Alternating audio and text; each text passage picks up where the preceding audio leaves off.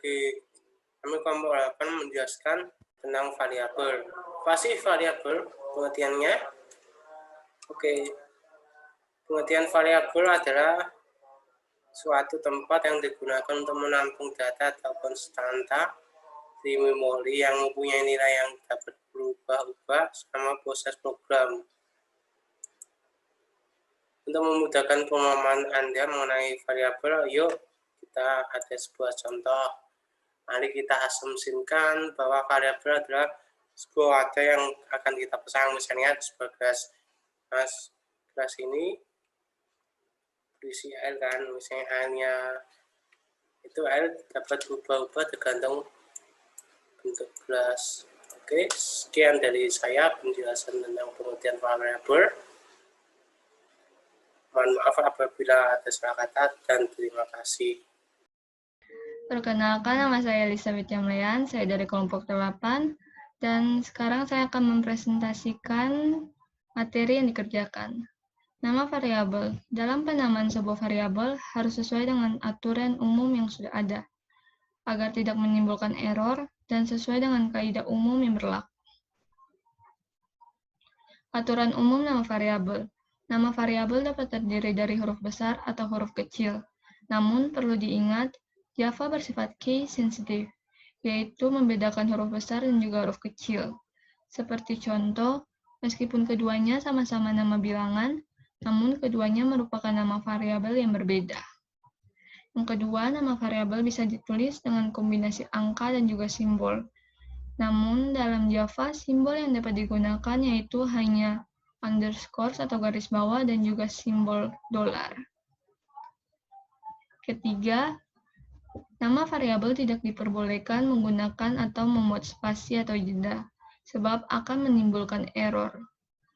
Spasi atau jeda boleh diganti menggunakan garis bawah atau underscore, atau bisa juga menggunakan gabungan huruf besar dan juga huruf kecil.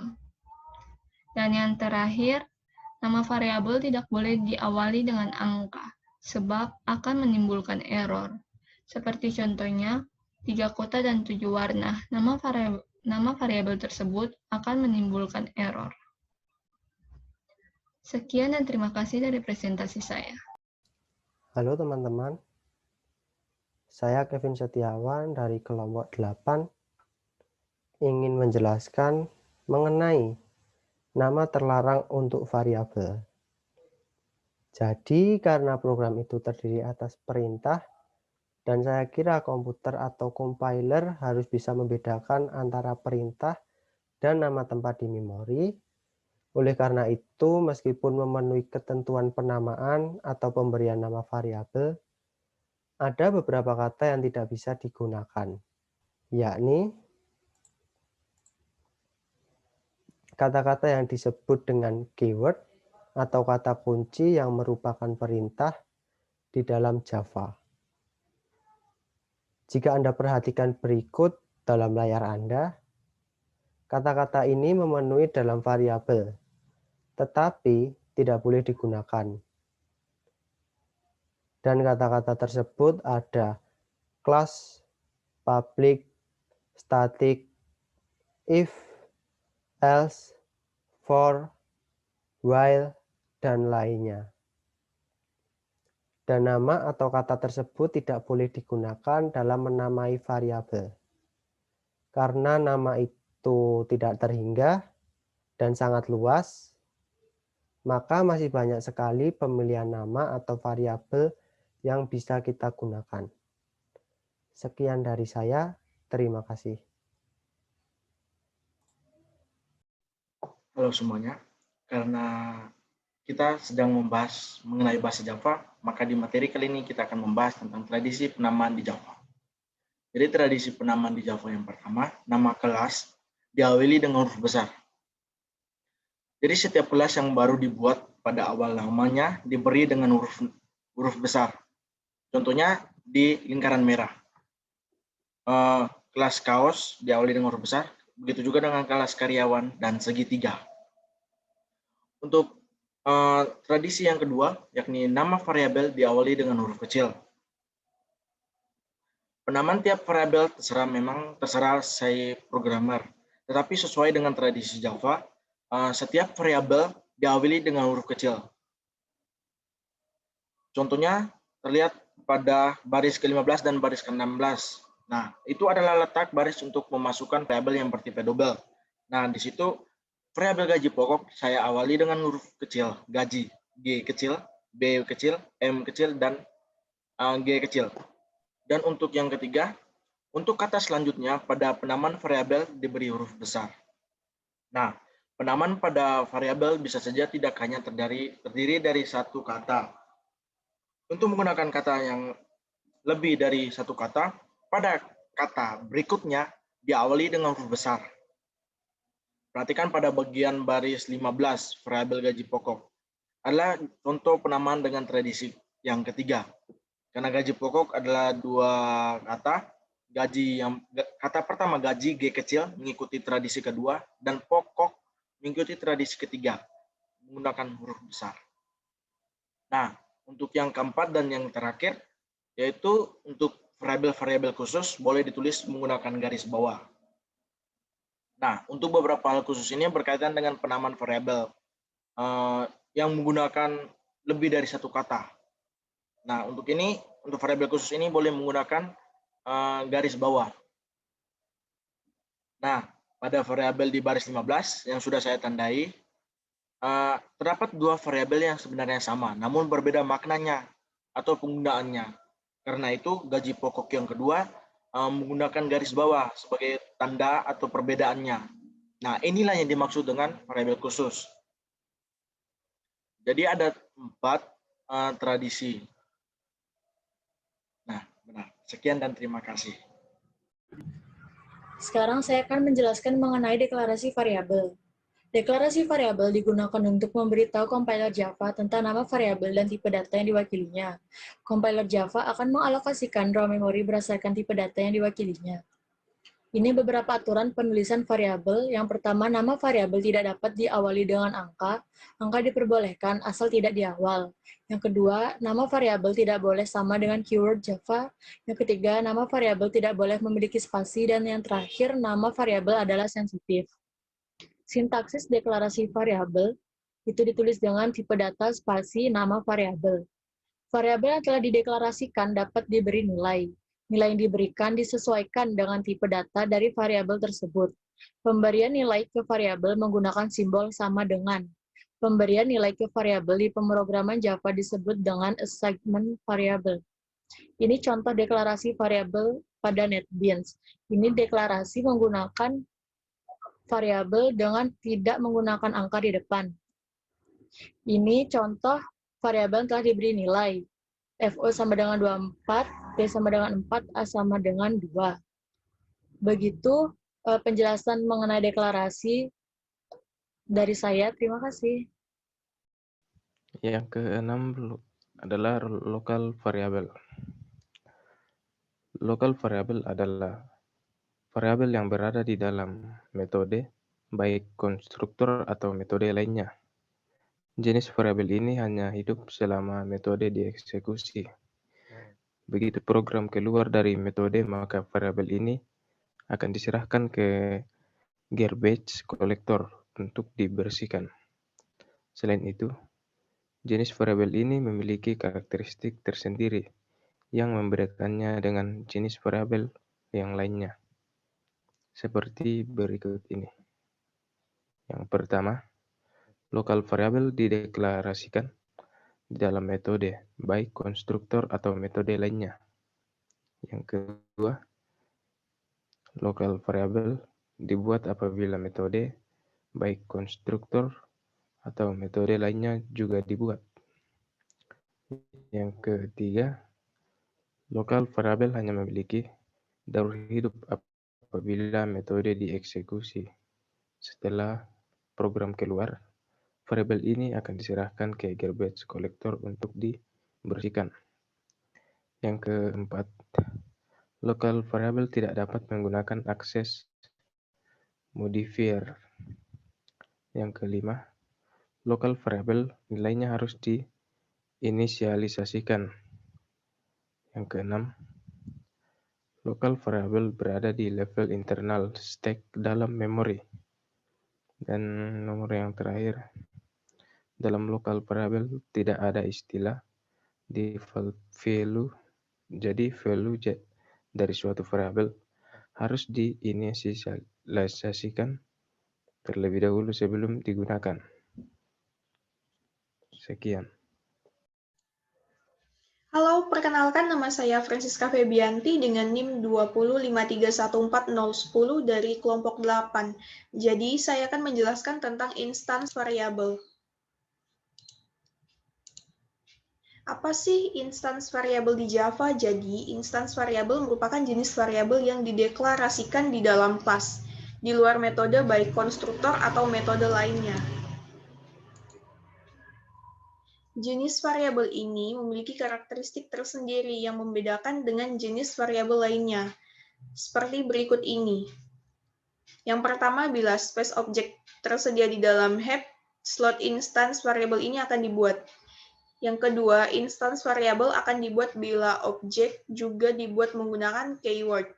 Yang ketiga, instance variabel akan dieksekusi apabila objek juga dieksekusi. Yang keempat, instance variabel dapat diberikan access modifier. Yang kelima, instance variabel tidak bisa dideklarasikan dengan keyword static, dan seterusnya. Jadi ini merupakan contoh program untuk lebih memahami konsep ini, dan ini sudah diimplementasikan dalam kode program. Kode program ini artinya mendeklarasikan kelas demo instance yang di dalamnya dideklarasikan instance variabel. Bila kode program di samping dieksekusi, keluaran yang dihasilkan seperti di bawah ini. Nama lampu bohlam, daya tahan lampunya 4 bulan.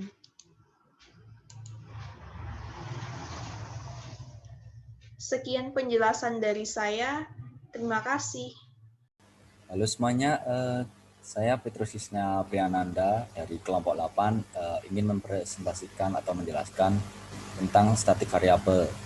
Static variable merupakan jenis modifier di Java yang berfungsi agar suatu atribut atau metode dapat diakses oleh kelas atau objek tanpa harus melakukan instansiasi terhadap kelas tersebut yang dideklarasikan menggunakan keyword static. Selain itu, jenis variabel ini memiliki karakteristik tersendiri yang membedakannya dengan jenis variabel yang lainnya, seperti berikut ini. 1. Static variabel ini akan dibuat ketika program berjalan dan akan dibersihkan ketika program berhenti. Yang kedua, static variabel dapat diakses menggunakan nama kelas ataupun tidak. Yang ketiga, static variabel memiliki default value. Yang keempat, default value dari static variable apabila tipe data yang digunakan number adalah 0. 5. Default value dari static variable apabila tipe data yang digunakan boolean adalah false. Yang keenam, default value dari static variable apabila tipe data yang digunakan reference atau objek adalah 0. Yang terakhir, value dapat diinisialisasikan pada waktu deklarasi melalui konstruktor. Sekian penjelasan dari saya mengenai static variable. Kurang lebihnya saya mohon maaf. Terima kasih. Oke, selanjutnya saya akan menjelaskan tipe data pada Java. Jadi tipe data pada Java dibedakan menjadi dua. Yang pertama tipe data primitif dan yang kedua tipe data non-primitif. Untuk tipe data primitif sendiri terdiri dari beberapa tipe data. Ada tipe data untuk bilangan bulat yang terdiri dari tipe data byte, short, integer, dan long.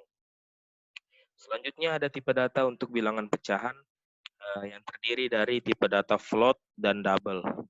Terus ada tipe data untuk karakter, yaitu tipe data char, dan yang terakhir ada tipe data untuk logika, yaitu tipe data boolean.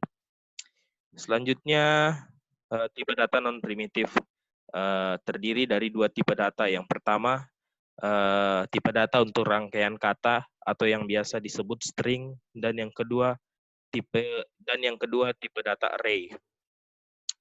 Oke, selanjutnya saya akan menjelaskan operator aritmetika di Java. Jadi operator aritmetika di Java itu kurang lebih sama dengan operator matematika secara umum. Ada perkalian, pembagian, penjumlahan, pengurangan. Terus untuk simbolnya sendiri, untuk pembagian, penjumlahan, dan pengurangan itu simbolnya sama dengan simbol operator matematika, yang cuman di sini yang beda hanya untuk simbol perkalian, di mana pada Java simbol perkalian itu dilambangkan dengan tanda bintang. Seperti itu. Terus untuk di Java, ada yang namanya modulo atau sisa bagi, itu biasanya dilambangkan dengan persen. Jadi hasil yang kita cari itu adalah sisa pembagian. Kalau pembagian biasa, yang dicari adalah hasil pembagiannya. Nah, seperti itu perbedaannya. Terus yang terakhir ada urutan. Urutan itu untuk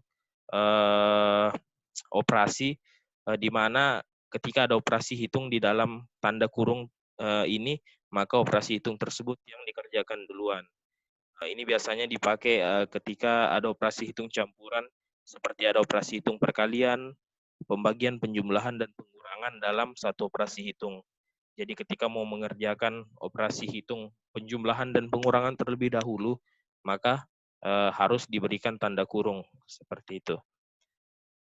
Cukup sekian, terima kasih. Nah, teman-teman, tadi kan sudah dijelaskan operator aritmatika. Sekarang kita ke pembahasan operator relasional.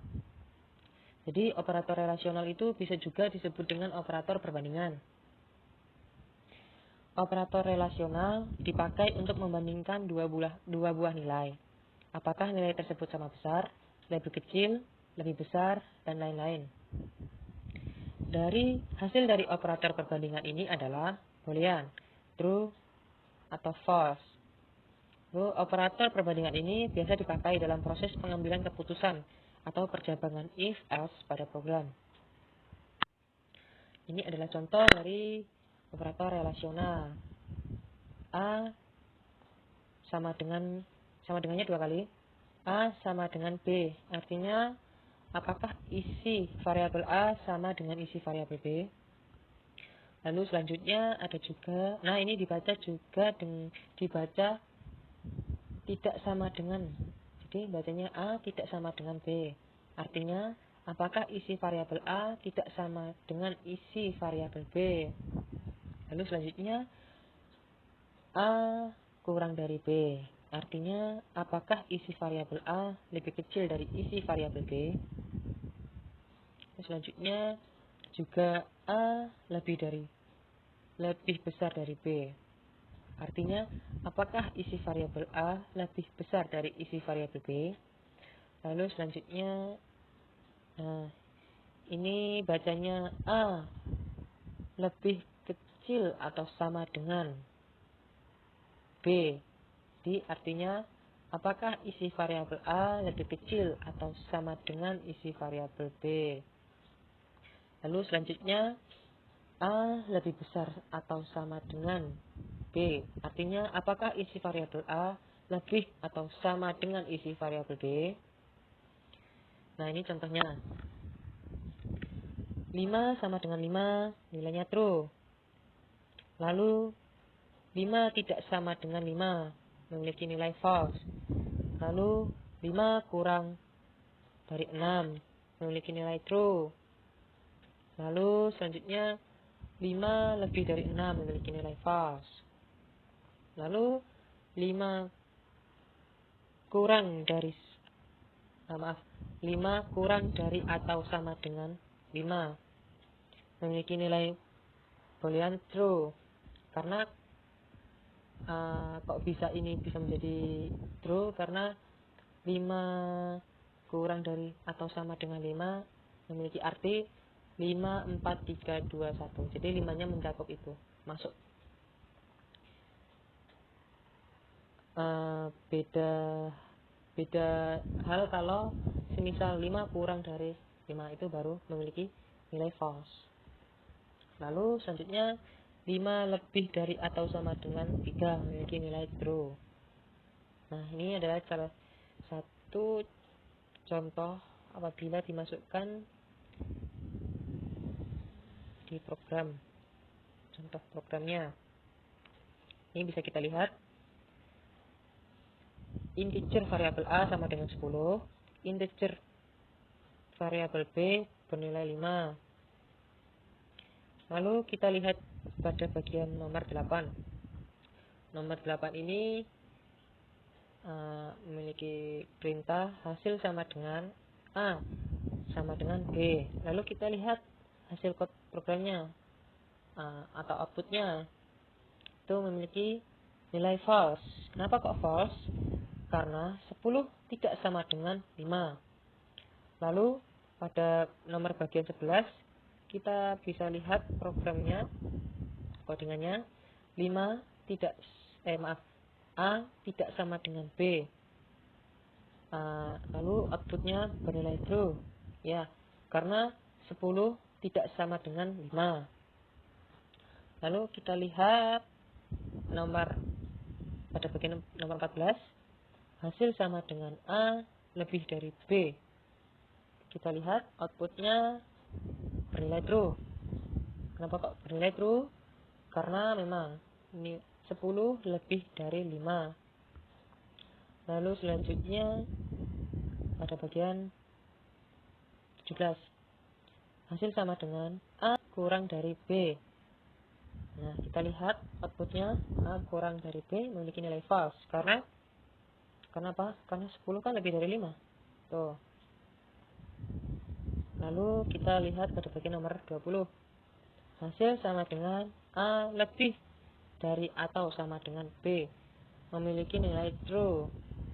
Ya, karena memang 10 lebih dari sama dengan 5. Lalu kita lihat nomor bagian 23. Hasil sama dengan A kurang dari atau sama dengan B. Lalu kita lihat outputnya memiliki nilai false. Nah, itu teman-teman. Nah, ini saya ingin memberikan penjelasan juga bahwa tipe data tidak semuanya bisa digunakan.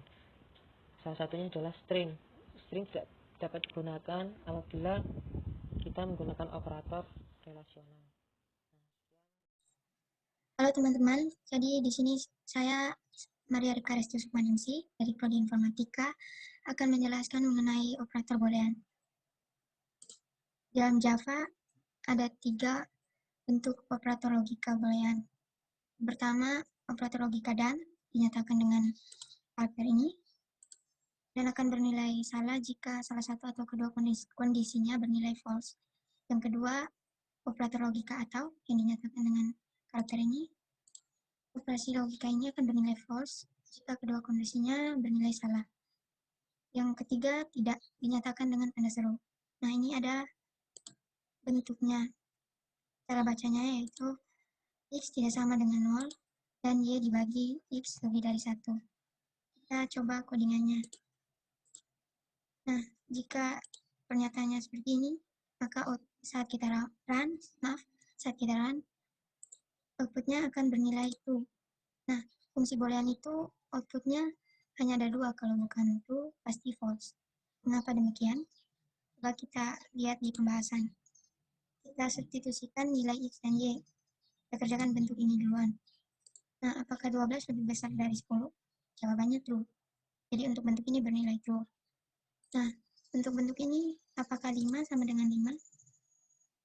Ya, jawabannya juga true. Bentuknya di sini adalah true dan true. Kita ingat kembali syarat untuk operator logika dan akan bernilai salah jika kedua atau salah satu kondisinya bernilai salah. Dan di sini outputnya atau hasilnya akan bernilai true. Coba kita bandingkan. Hasilnya sama. Berarti program codingan yang kita jalankan sudah benar. Nah, di sini ada latihan soal yang bisa teman-teman coba untuk memperdalam pemahaman tentang materi ini. Mungkin itu saja dari saya. Sekian dan terima kasih.